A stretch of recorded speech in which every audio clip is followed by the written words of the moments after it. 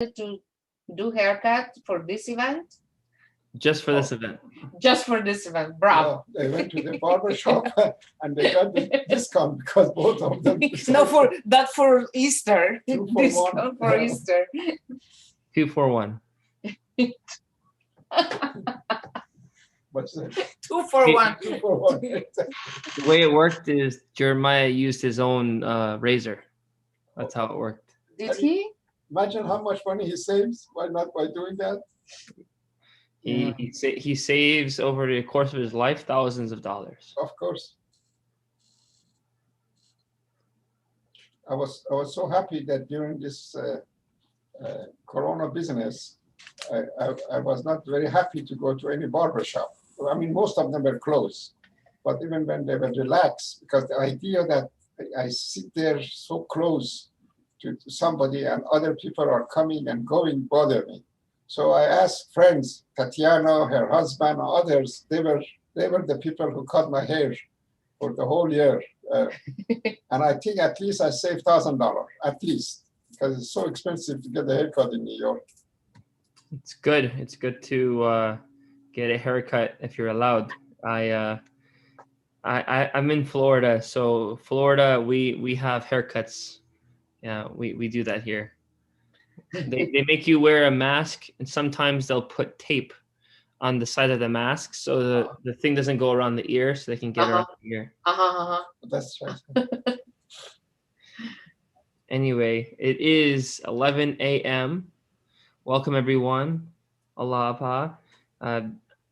Dr. Adia is joining us, and we have a topic that is very special. Happens only once every 100 years.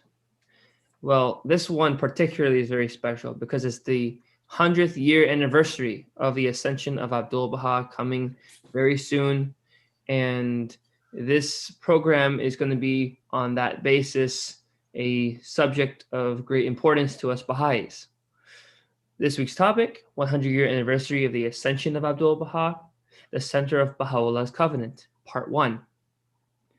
This year, in late November 2021, humanity will mark the centenary anniversary of the passing of the center of the Covenant of Baha'u'llah, Abdu'l-Baha. It was 100 years ago on November 28, 1921, that in his home in Haifa, the Master, also known as Abdu'l-Baha, left this mortal world. And his blessed remains were laid to rest on the slopes of Mount Carmel, within the shrine of the Beloved Bab. Abdu'l-Baha was unique in the annals of religious history. He was the master, the mystery of God, the exemplary advocate for universal peace, the perfect example of how to live our lives. His presence among the habitants of Haifa and Akka was so transformative. His contributions to the welfare of people was so valuable. His love and attention to the well-being of all was so remarkable that over 10,000 mourners from diverse religious and ethnic communities, Arabs, Jews, Christians, Jews, Druzes, Turks, Persians, Armenians, and Americans attended his funeral. Haifa had never seen such an outpouring of love and affection toward anyone. At his passing, and as bidden by Abdu'l-Baha himself, the Baha'i world turned to Shoyi Effendi for guidance and authority. Shoyi Effendi was appointed by Abdu'l-Baha, the Master, to be the guardian of the Baha'i faith. In commemoration of the 100 years anniversary of Abdu'l-Baha's passing, we are honored to offer 2 presentations that will describe the details of his funeral, the memorial speeches of dignitaries in attendance, as well as an account of the return of Shoyi Effendi to Haifa and his guardianship. Now, our speaker is familiar to Clearwater. He has spoken here previously. You can see some of the recordings online. Dr. Hussein Adiyah was born and raised in Tabriz, Iran. He's a 6th generation Baha'i, his ancestors figuring among the first in Tabriz to accept the Babi and the Baha'i faith. Hussein immigrated to the United States as a young man of 17 years old. Like many immigrants seeking a better life in America, he worked and attended college in the New York area. Hussein eventually completed a master's degree in European intellectual history and a doctorate in education from the University of Massachusetts. Dr. Adiyah has had a distinguished career in education in New York. His proudest achievement is to have been one of the founders and assistant headmaster of the Harlem Preparatory School, a world-renowned charter high school for disadvantaged students. The school is credited with helping numerous people to rise from poverty to a better life. And Dr. Adiyah also served as director of educational programs at Fordham University. Now, there's a lot more to be said, but you'll see more of his bio online on clearwaterbahais.org. We want to get started with this very special program today, part 1. So without much further ado, Dr. Adiyah, we're looking at you. Allah, brother. It's such a pleasure to be at the same session with you again. I remember in my younger days, there was a advertising on television, and they said, "Come on down." It was referring to New Yorker to come to Florida and enjoy a good life. I never listened to that advertising. Maybe I should have. And I could be as good looking as you if I would have made that move. I think you just have a sunburn just like me. That's about it. Could happen. I also want to mention I enjoyed, especially the last weekend presentation with Bahia Mahjabani. You folks are doing such a great job doing what you are doing. Bahia is a dear friend of mine, and I know her since she was a teenager. And I was probably a teenager too, and her work and her writing is really unbelievable, especially a book that she wrote called The Woman Who Read Too Much. It was originally in the French language. It was the story of Tahare. It was a bestseller in France, and it was translated by Stanford University staff and professors. And it's really great, great writing. I strongly recommend anybody who wants to know more about Tahare, as sort of a fictional figure, should read that book, The Woman Who Did Too Much. She's considered also, I think I was telling Jeremiah, she's considered the best Persian writer in English language in the contemporary time. And this is a fact that is shared by many people. So I thought I'd just say a few words about my good friend Bahia. The introduction that you presented really fully and very nicely described the story of Abdu'l-Baha and his ascension, and then the guardianship of Shoghi Effendi. As you were reading it, a point came to my mind to mention that there was not such a thing in anyone's writing that Shoghi Effendi would be the guardian of the faith. This terminology I'm talking about, guardian. It was in one of the gatherings after passing of Abdu'l-Baha and reading the will and testament of Abdu'l-Baha that someone in lecturing or talking or conversation, he referred to Shoghi Effendi as the guardian. And it was such a nice terminology, a nice gesture, that since then he became known as the guardian of the faith. Otherwise, I want to say that Abdu'l-Baha never referred to him as a guardian, by the way. I think the story of Abdu'l-Baha is unbelievable. Often I think about his contribution to establishment of the Baha'i faith worldwide. You know, these days and at this age, we have a wonderful Baha'i administration, we have assemblies, we have board member, we have counselor, we have national bodies, we have international bodies, and so many people are involved in taking care of affair of our faith. But remember, only 100 years ago, there was only one man by the name Abdu'l-Baha, the servant of Baha, who was taking care of all these things with a few limited number of associates and friends, take care of all this affair of the faith, corresponding, interacting, encouraging, loving, advising thousands of Baha'is around the world. And I read someplace that so far they have collected over 18,000 tablets and the prayers of Abdu'l-Baha in the Holy Land. So can you imagine if Abdu'l-Baha had the access to internet and he could email and he could use a website, it would be unbelievable. I think there would be millions of correspondence and email existence.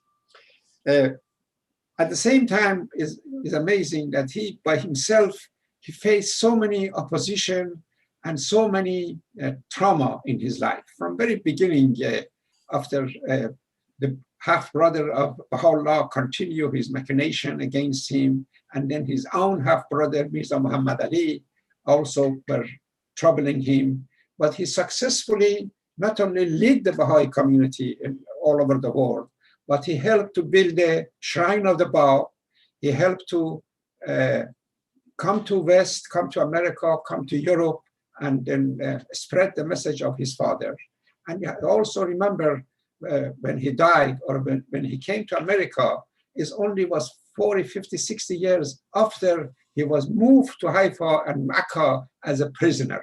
It's unheard of that when you read the story of his ascension, and I'm going to share more about this next session, and the people who were attending his funeral, and the messages that came because of his passing.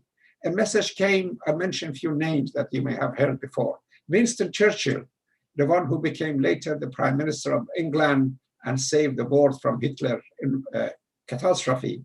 He was a member of cabinet at the time of Abdul-Baha passed away. And he sent a personal message to the family of Abbas Effendi and extend his sorrow for his passing.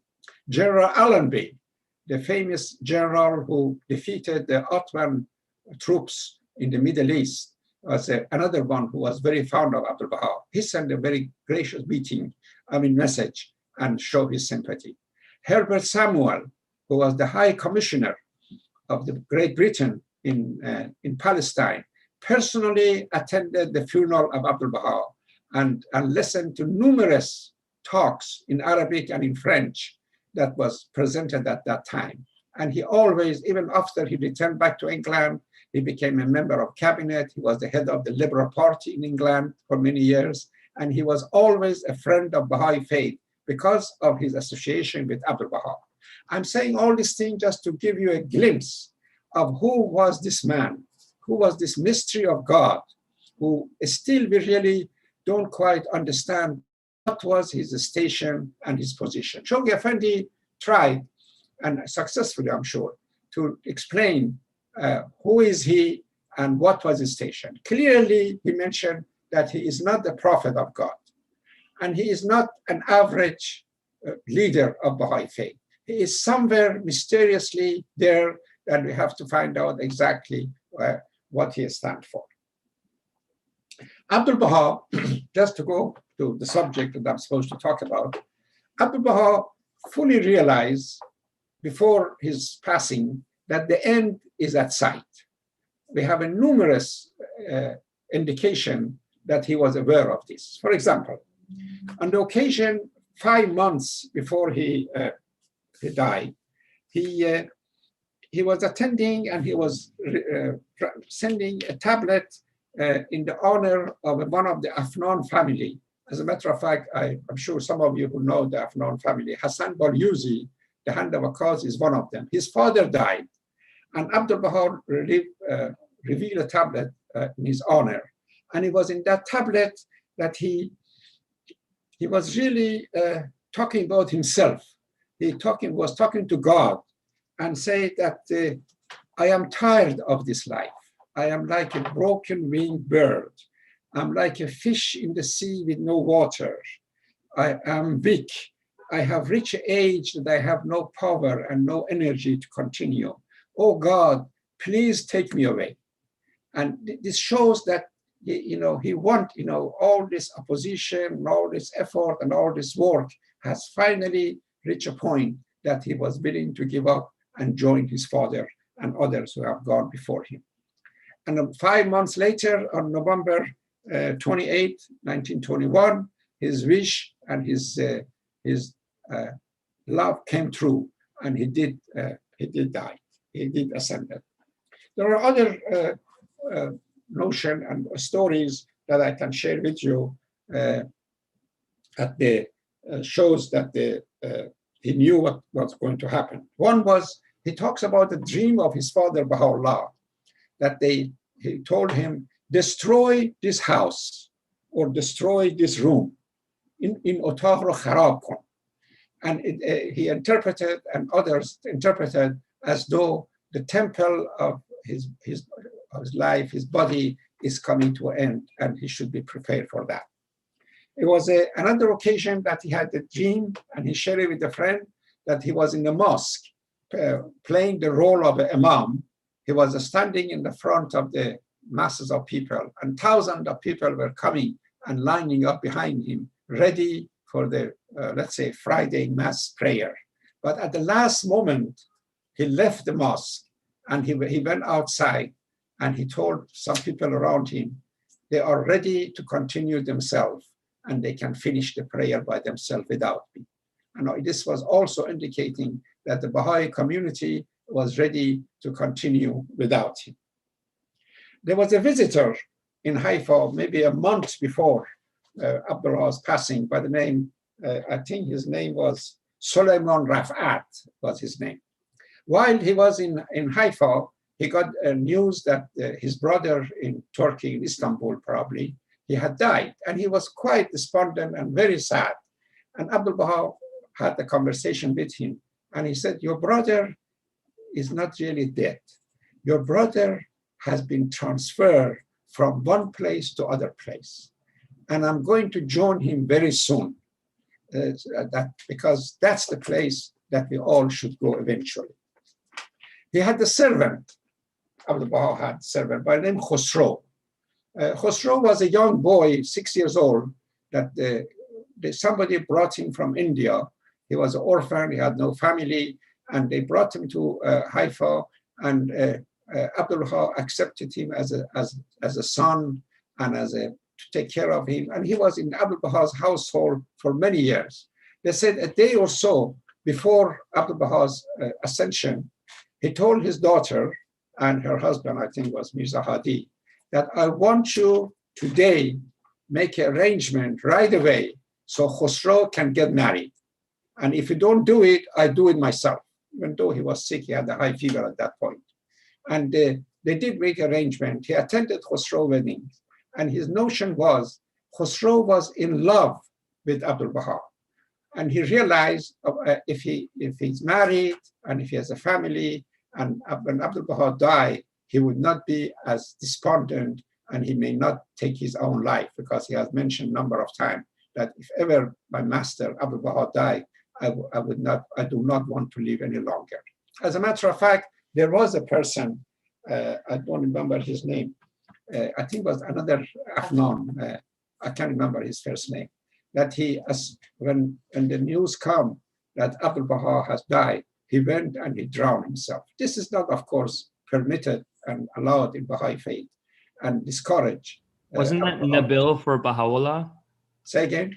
Wasn't that Nabil Zarandi for Baha'u'llah? Yeah, Nabil was, that's right. And this person, Afnan, was for Abdu'l-Baha, who also drowned himself.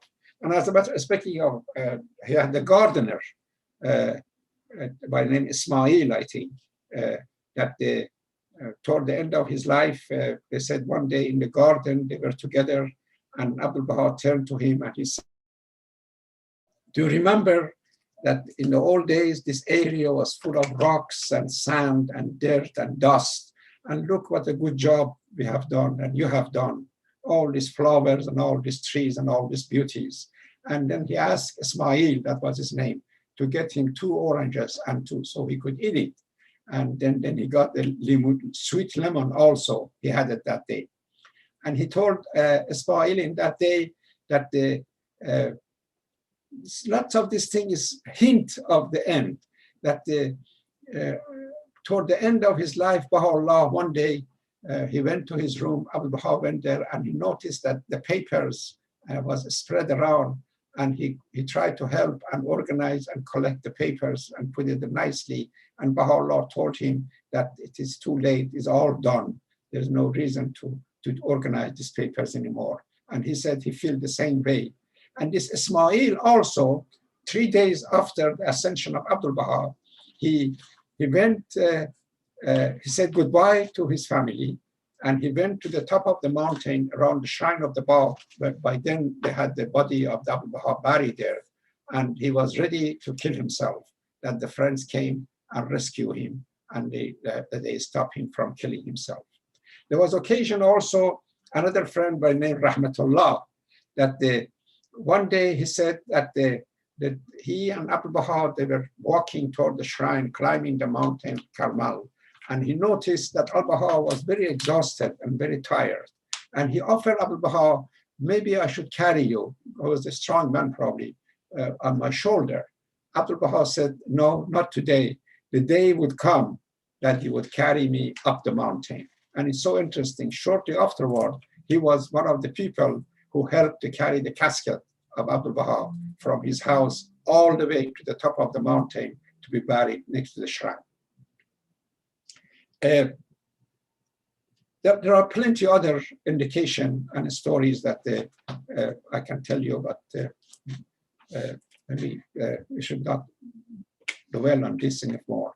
But what happened was on Sunday, you know, Abdu'l-Baha had a fever. Dr. Krog, who was a New York Baha'i, he attended, his temperature was 104, and he gave some medication. The temperature came down. He felt better that day, that Sunday. And that very same day, 26th of November, there was a gathering on the top of the mountain. You have to remember, before the shrine of the body of Abdu'l-Baha was buried next to the shrine of the Bab, that room was a meeting place of the Baha'is. And whenever they had a gathering, they would go there and they get together.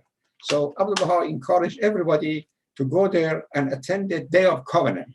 And I hope you know what the Day of Covenant is. It was occasion to replace the celebration of the birth of Abdu'l-Baha, because you know he was born on the same day that Bab has declared himself, 1844, and he did not want anybody to celebrate his birthday to take away the attention from Bab's declaration. So since they insisted, this was American Baha'is, they said, okay, we can celebrate November 26th as a Day of Covenant. So they were attending there. So his son-in-law came back and told him, oh, the host was not very happy that you were not there. And Abdu'l-Baha said, no, I was there. I was fully participating in the whole meeting. My spirit was there. My spirit was there. On later that day, Sunday, early Monday morning, he woke up late at night, and he told his daughter that, give me some water. I'm short of breath. I cannot breathe. You know, in those days, they used to have this thing that they put around the bed to not let the mosquitoes and others to bite you to come in. So he said, please remove this so I can get some air. And then his daughter offered him, can I get you some food, or do you want to eat? And his last word, I think, was, I'm dying and you're offering me food. So shortly afterward, around 1:30, he passed and he ascended.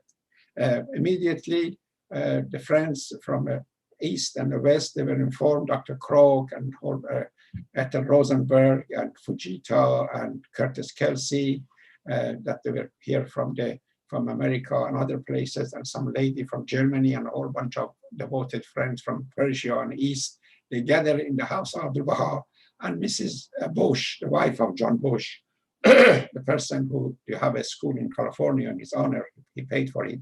And he said, we all kneel around his bed and we prayed. And he said the sound of crying of his daughter and the rest of the people was so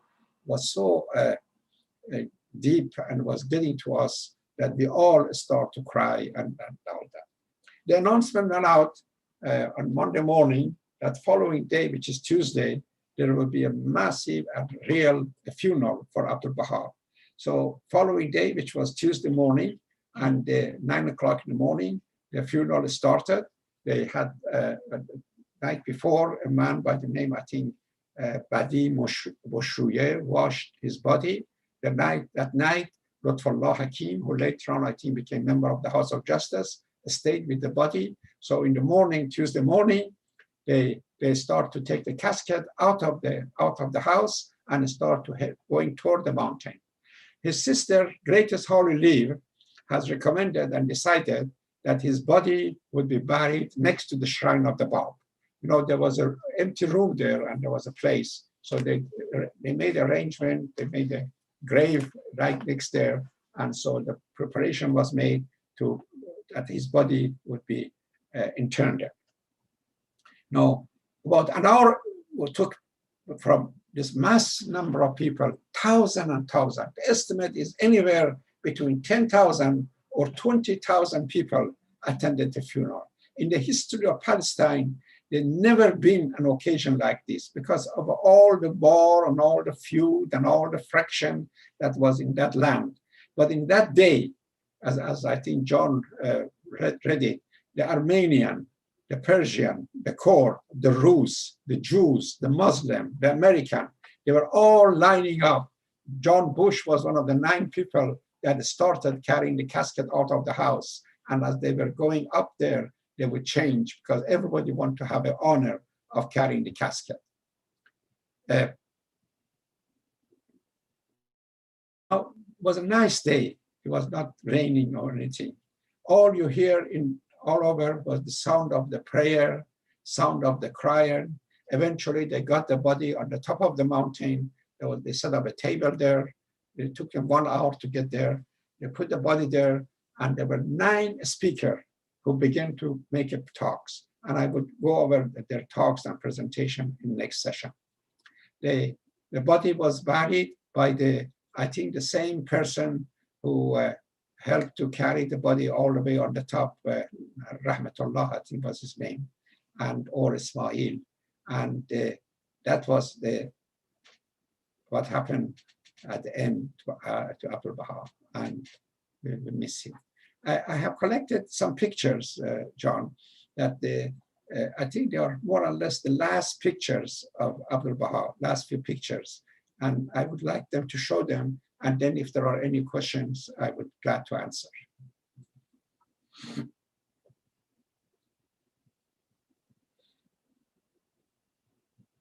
Okay, Jeremiah, you can show the picture. Thank you.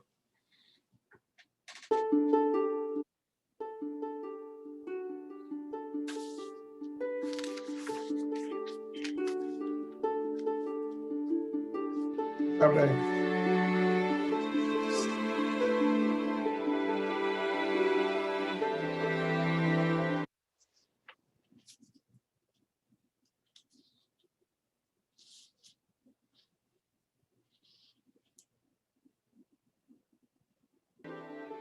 You should say so.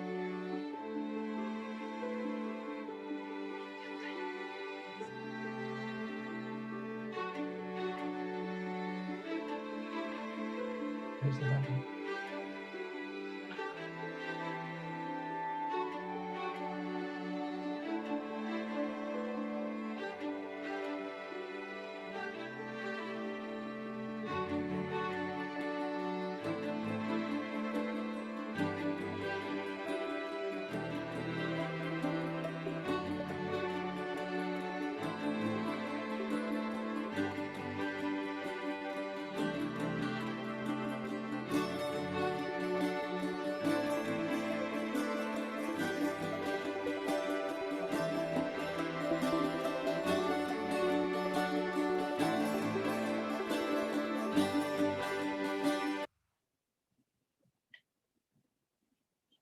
Say the prayer before that? It would be wonderful before we have a question and answer period to say the tablet of visitation for Abdu'l-Baha. Maybe Tatiana can read that. Sure. Thank you. He is the all-glorious. O God, my God, lonely and tearful, I raise my suppliant hands to thee and cover my face in the dust of that threshold of thine, exalted above the knowledge of the learned and the praise of all that glorify thee. Graciously look upon thy servant, humble and lowly at thy door, with the glances of thy eye of thy mercy, and immerse him in the ocean of thine eternal grace. Lord, he is a poor and lowly servant of thine, enthralled and imploring thee, captive in thy hand, praying fervently to thee, trusting in thee, in tears before thy face, calling to thee and beseeching thee, saying, O Lord my God, give me the grace to serve thy loved ones. Strengthen me in my servitude to thee. Illumine my brow with the light of adoration in the court of holiness and of prayer to thy kingdom of grandeur. Help me to be steadfast at the heavenly entrance of thy gate, and aid me to be detached from all things within thy holy praises. Lord, give me to drink from the chalice of selflessness. With its robe clothe me, and in its ocean immerse me. Make me as dust in the pathway of thy loved ones, and grant that I may offer up my soul for the earth enabled by the footsteps of thy chosen ones in thy path. O Lord of glory in the highest, with this prayer that thy servant call thee at downtime and in thy night season. Fulfill his heart's desire, O Lord. Illumine his heart, gladden his bosom, kindle his light, that he may serve thy cause and thy servants. Thou art the bestower, the pitiful, the most bountiful, the glorious, the merciful, the compassionate, Abdu'l-Baha.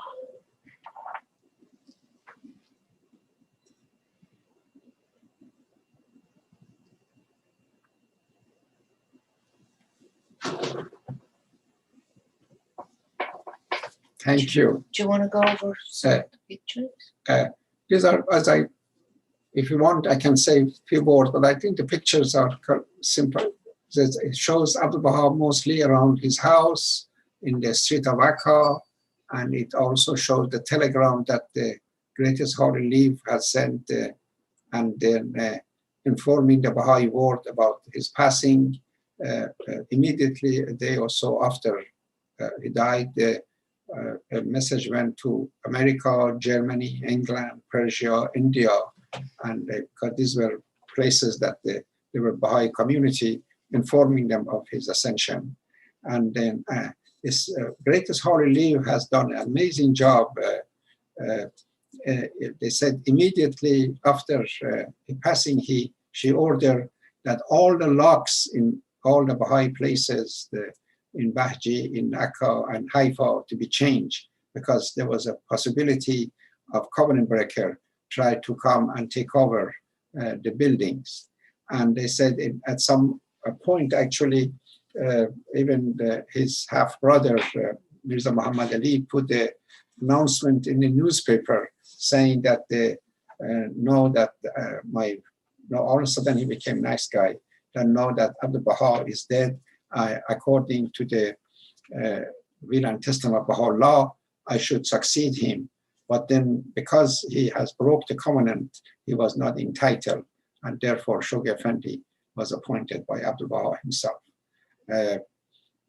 I think we should go on. These are the last group of either Eastern or Western Baha'is who came and for a pilgrim and visit Abdu'l-Baha some years before he passed. I mean, some days or months before he passed. And the room and the bed he died. Say again. The room and the bed he died. One picture shows the room of Yes. Abdul-Baha. There is a picture there which is interesting. I think it's coming up. And this is Abdu'l-Baha loved children, and they said actually in his procession for the funeral, one group that took part was the Boy Scout of Haifa, a whole bunch of hundreds of kids who were part of that organization. Right after the honor guard, there were the Boy Scout. There was a Mufti of Haifa. There were then the dignitary. There was right before them, there were his family, and children took part also in his funeral. This is, I think, probably Eastern Baha'is who were with him toward the end of his life. They came for a visit. Can you imagine the prisoners that came there and he died like this? 50 years later, such an honor. This must be, probably Mount Carmel is coming down there. No, it's amazing. No, that when we go to Haifa, we see all this beautiful garden, and we see steps, and we see this, and we don't realize this is how Carmel and Haifa used to look like at his time, 100 years ago. I think this is probably in front of his house.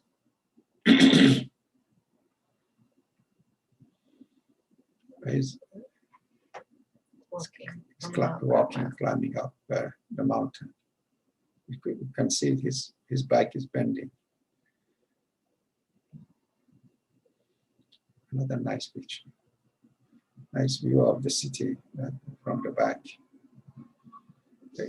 At the time that all this thing was happening, the Akka was a village in the other side of the sea, and Haifa was here, was also very small town, and that Abdu'l-Baha number of times has mentioned that soon there would be, this whole area would be a metropolis of light and people and all that. And nowadays, actually, when you go on top of the Mount Carmel, and you see that pretty much Haifa and Carmel almost are connected. Haifa and Akka. This must be a streets of, this is another nice picture, how muddy streets.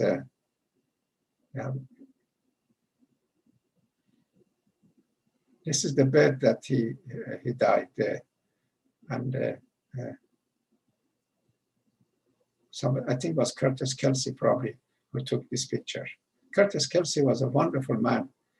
He, as you know, that he helped to bring electricity to the Haifa and to the Baha'i shrines and all that. That was his contribution, and his family and his descendants are such a steadfast and wonderful Baha'is all over the world.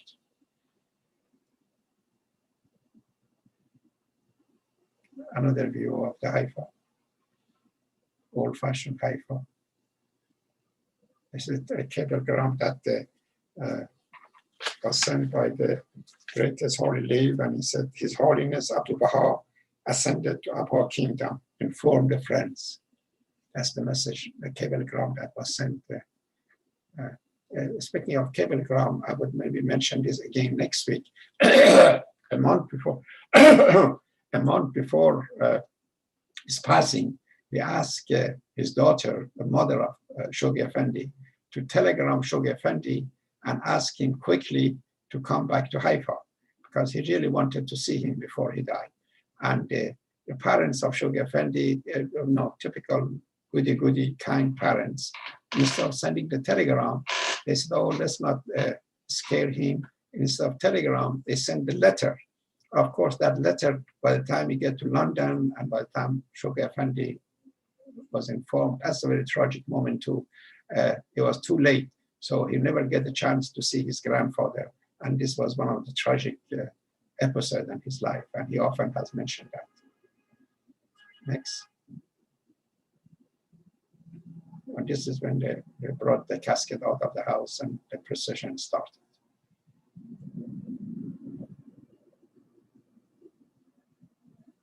Look at the masses of people. Unbelievable.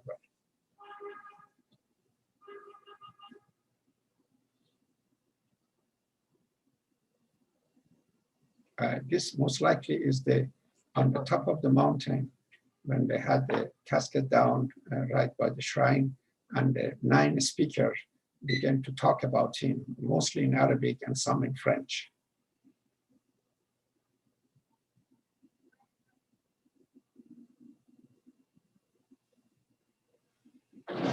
Wonderful. Thank you. So if friends, thank you for listening to me. I'd be glad to answer any question or any explanation to the best of my ability. I try.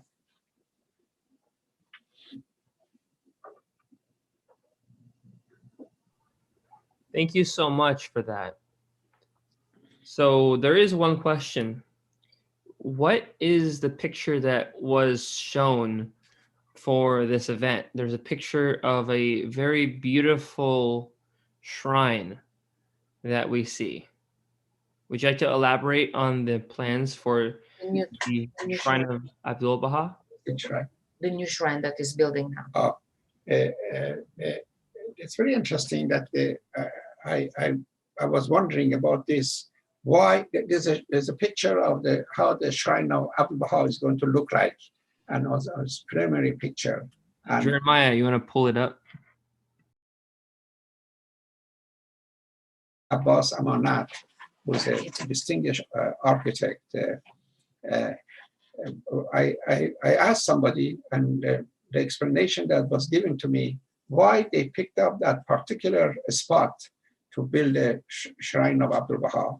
And the answer was, I don't know how right the person was, that if you is in line between the shrine of Bab and shrine of Baha'u'llah, is otherwise is a so straight line you can go, and it's a crescent. It's not a straight line. Yeah, it's crescent, and I don't know when it's going to be completed. I wish I could be there when the opening, but I don't think so. I would have that honor. And then they ask somebody. I was making similar presentation at how they're going to take that they during the Shoghi Effendi's time they moved the. You cut out. Can you repeat a little bit of what you're saying? You cut out. Yeah. How they're going to bring his remain from where it is now to the new location. And he said it's a common practice. They could easily do that. The same thing they did during the Shoghi Effendi's time when they moved the Morira Khanum body, his wife, and then his mother, and then the purest branch. These were all moved from one place to that place. And somebody asked, how about Shoghi Effendi? Are they going to move his remain to Holy Land also? And somebody answered, I don't know, people speculate. As soon as they come up with this airplane that can flew within an hour from London to Haifa, it's possible to do so. But these are all speculation. Oh, speaking of that, I just like to mention, one reason I stay in New York all these years, because many years ago, when I was a member of New York, Tatiana doesn't like this story. Many years ago, when I was a member of New York Assembly, one of my responsibility was when somebody died, I would help the family for the burial. And when somebody get married, I would also attend the wedding and witness the wedding. And because I had a car to drive, I had a nice suit, I was good looking like John, I had a tie. And so I think during that period, I was a member of Assembly, I probably helped to bring about 20, 25 Baha'is who died to the same cemetery through the same funeral house. It was a Fogarty funeral house. And as soon as somebody would call me and tell me my brother, my father, my sister, or somebody died, I would call this funeral house and I tell them, please make the arrangement for the burial. And they were fully familiar with the Baha'i procedure. So one day the director of the funeral house said, Hussein, no, they call me Dr. Adiyeh. Dr. Adiyeh, the cemetery is selling the plots very cheap. They're giving you a big discount on the plot. And it's good if you buy one for yourself. So I said, okay, I had some money. So I bought myself a plot. So I had that plot for last 40, 50 years. And they said, when they asked me, how come you're not moving out of New York and move to Florida? There's a good life there. I said, well, but my cemetery plot is in New York and I want to be close to it just in case I die. I don't miss that opportunity to be here. So that's the story of a burial and cemetery. Going back to the shrine of the new shrine of Abdu'l-Baha, there is a very interesting analogy between how the place is planned to look like and the prayer that we read, which is the prayer for visitation of Abdu'l-Baha, in which he himself said, "Make me as dust in the pathway of thy loved ones, and grant that I may offer up my soul for the earth enabled by the footsteps of thy chosen ones in thy path, O Lord of glory in the highest." So the picture shows how the whole shrine is actually under the park. So we will be walked over the remains of Abdu'l-Baha, symbolically said, by walking in this park. Is on two different levels. And it is really embodiment of the prayer and his wish. Very interesting. Thank you. Any other question?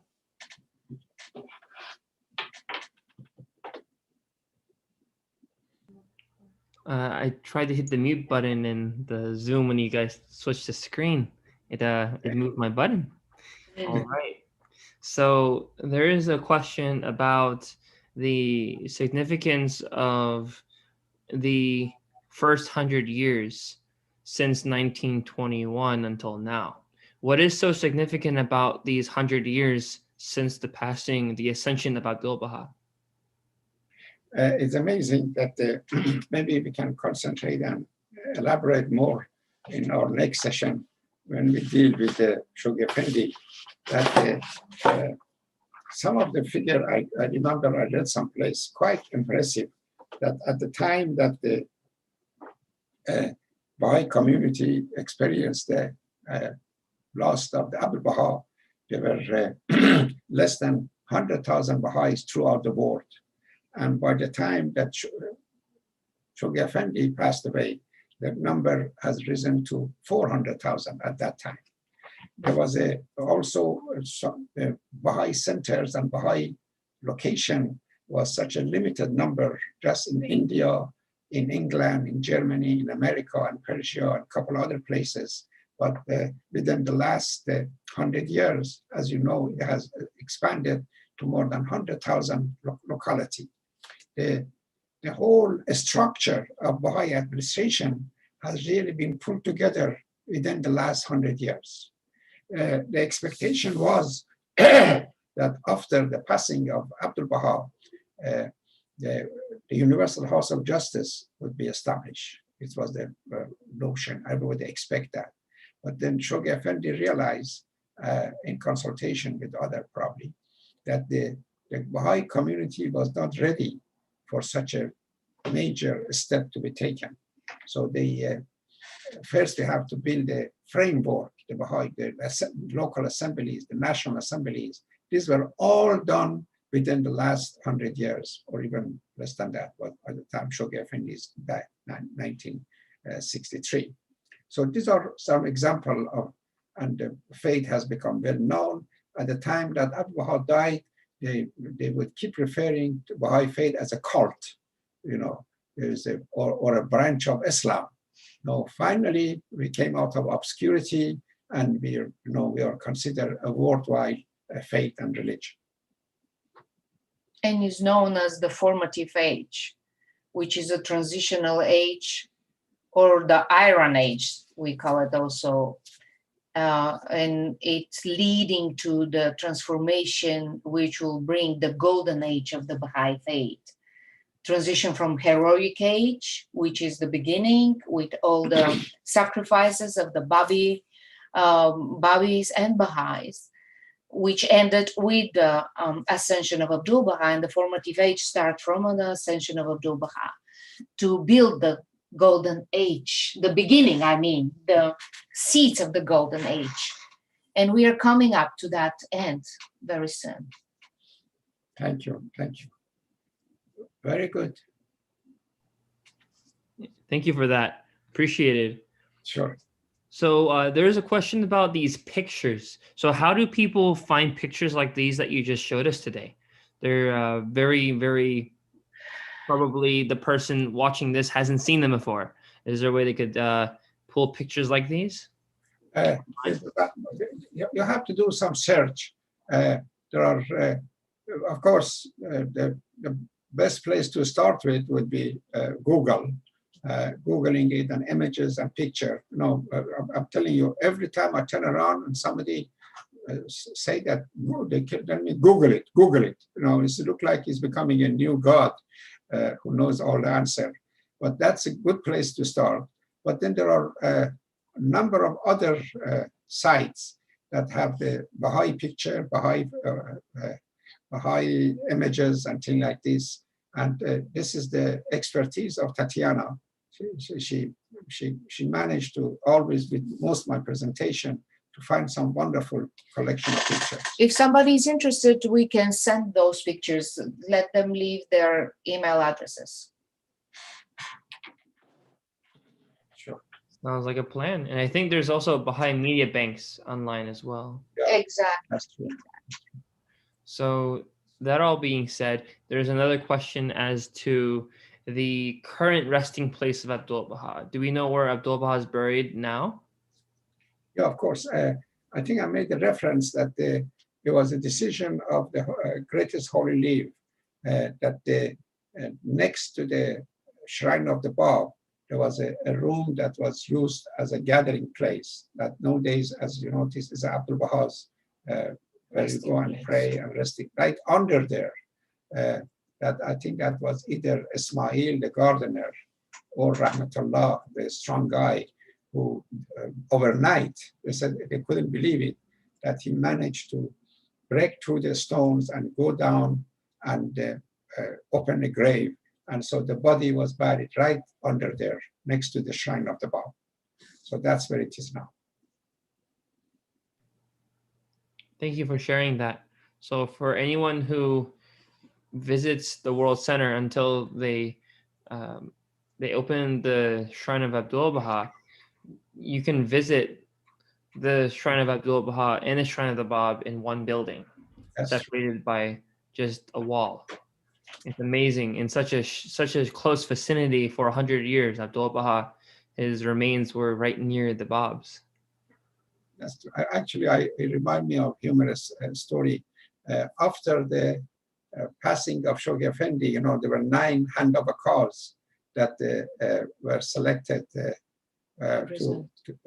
be in Haifa to take care of affair of the faith until the House of Justice was formed. And one of these 9 people was Mr. Furutan. I love Mr. Furutan. I know he used to be my teachers, and I was very fond of him. He said one of his responsibility or his service was that he would go stay by shrine of the Bab, and he had a broom, and he every time there was a leaf or something would fall, he would clean up the path, and then the visitors and the pilgrims would come and he would greet them, and they would go in and they say their prayers and they leave. So he mentioned in one occasion, while he has the broom in his hand, was cleaning, one of these visitors, most likely a non-Baha'i, came and after leaving, he reached to his pocket and took a $5 bill and gave it to Mr. Furutan. And he said, "You are doing such a good job." Well, he wanted to actually tip him for being a good cleaner and good gardener. That story I thought was very appealing. Another one, I remember this Baha'i guy, mostly American youth. I love American youth. He turned to Mr. Furutan. He said, "Mr. Furutan, while I'm here for the pilgrimage, I like to go to feast. Could you tell me where is the feast tonight or tomorrow night?" So Mr. Furutan said, "We don't have feast in Haifa." Oh, he was quite surprised that they have no feast. Then he said, "Oh, by the way, do you have any fireside that I can attend and learn something?" Mr. Furutan said, "No." we don't have fireside either. Then he said, this is terrible. I think your assembly should do something about this. So Furutan told him, but we have no assembly either. So he told Mr. Furutan, what kind of Baha'is are you? He said, we are a bunch of inactive Baha'is who are living here. This was some of the, I have lots of stories about Mr. Furutan. One of these days I'm going to talk about what I know about Hannah House. Okay. That's a good story, because it's important for those of us watching to know that we don't actually do that still in Haifa. In Haifa, that is the world center of the Baha'i faith. We don't have a Baha'i community in Israel besides the world center, and the Baha'is are guests of the country of Israel. So we manage the world center, but we don't we don't grow our community there. If you are, for example, to become a Baha'i and you lived in Israel your whole life, almost always you'll be kindly asked to leave Israel so you can practice your faith outside of Israel. So it's a very good point. We don't hold, besides, again, the world center activities, we don't hold Baha'i community events in Israel. Actually, this reminds me of another situation, that in Italy, the country of Italy, the National Assembly of that country asked the Italian government to recognize the Baha'i faith as an independent religion. And it seems that in that country, whenever a question of any religious question comes up, they often refer it to the Pope, and they ask folks in Vatican to make some recommendation. So they said the folks in Vatican got the message from Italian government that Baha'is are asking for independent recognition, and he decided, or whoever was in charge, to contact their church or their bishop of Jerusalem and ask him, what do you think about this question of recognition of the Baha'is and this and that? So they said the bishop of Jerusalem answered the Vatican. He said, oh, there are a bunch of very inactive and very quiet people who are often to themselves in Haifa, and there is no harm in any country to be recognized as independent, because they are not doing anything in terms of trying to teach their faith and things like this. So this idea of not actively teaching in Israel has been very useful, and was a practice actually from the time of Baha'u'llah. They maintained that standard, try to avoid not to do any business in Israel and not to teach the Jews and others. Yeah, to remind ourselves, Baha'u'llah and the Holy Family, when they went to Israel, they were sent there as prisoners. And only the reason why Baha'is are in Israel is because of the fact that Baha'u'llah was exiled there, right? That's right. That's exactly. And that's why it's very interesting that one of the unfortunate situation in Persia, Iran these days, are they accusing the Baha'is of being the agent of Israeli government as a spy. And many of them actually, they were put to death as a spy for Israel. And how little they know, and we're trying to explain to them that the Israel was established many years after the Baha'is were exiled there. Baha'u'llah went there in late 1970s, 1870s, and Israeli government was established in 1940s. So there's no way you could be their agent and their spies. But of course, they refuse to see the fact and to face the reality. Well, I mean, it was the Iranian government in conjunction with the Sultan of the Ottoman Empire at the time that themselves put Baha'u'llah in Akka to silence him forever. Exactly. That's very true. Very true. He didn't go on his own volition. And further, for those of you who were interested in some of the references of the stories that was just provided today by Dr. Adia, if you read a book called The Priceless Pearl, it's by Ruhi Khanum, the handed cause of the Baha'i faith, and also a very, very amazing person, but also the wife of Shoyi Effendi, the guardian of the Baha'i faith, the grandson of Abdu'l-Baha. She wrote a beautiful book, The Priceless Pearl, about Shoyi Effendi, and about his, including many things, his struggle to obtain the recognition of the Baha'i faith. And among many things, when the war ended, when World War II, the war that really was the final end for colonialism as it was known in the Middle East, and the Ottoman Empire completely gone, no more. The British were requested of by Shoyi Effendi in a very plain way. The Baha'is are visitors. They're visitors here, and that, kindly we be allowed to stay, to remain as visitors. And it's very interesting because of the great respect that Shoyi Effendi showed towards those who were in charge at the time, which were the British. So it's interesting, though, the story you mentioned, Dr. Adia, about the subject of the letter that was sent to Shoyi Effendi prior to Abdu'l-Baha's passing. Yes. Abdu'l-Baha specifically requested a telegram be sent, but the family, thinking they know better, refused and sent a letter. Mhm. That is a subject covered in The Priceless Pearl. That was a very sore sticking point with me. Yeah. It's Yeah. amazing. That's I true. mean, as a religious figure, rather than the family member, they should have obeyed and sent a telegram. Exactly.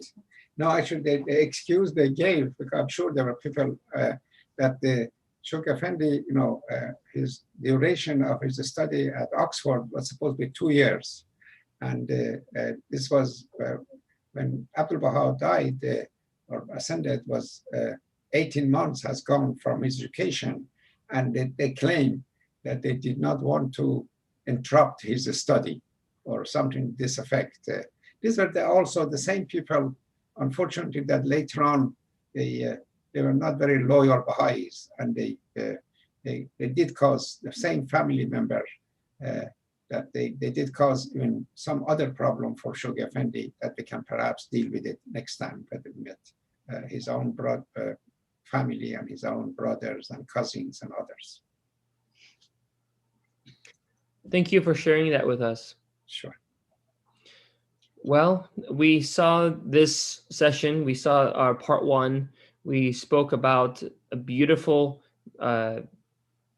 summary of the ascension of Abdu'l-Baha, something that is extremely important given the year that we're in now, the time that we're in now. And part two, for those of us watching, what would you say as a preview of what we're going to see next week? What will it be?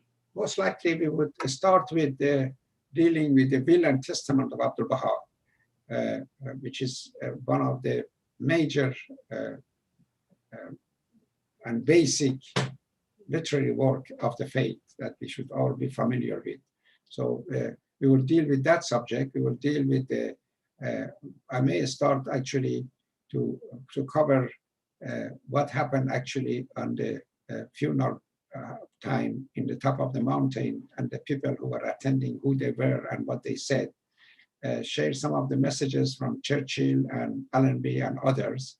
And then you would move to the how did Shoyi Effendi came back and took care of the stewardship of the faith, and the trauma and the difficulty that he went through himself as a young man. He was only 24 years old at the time.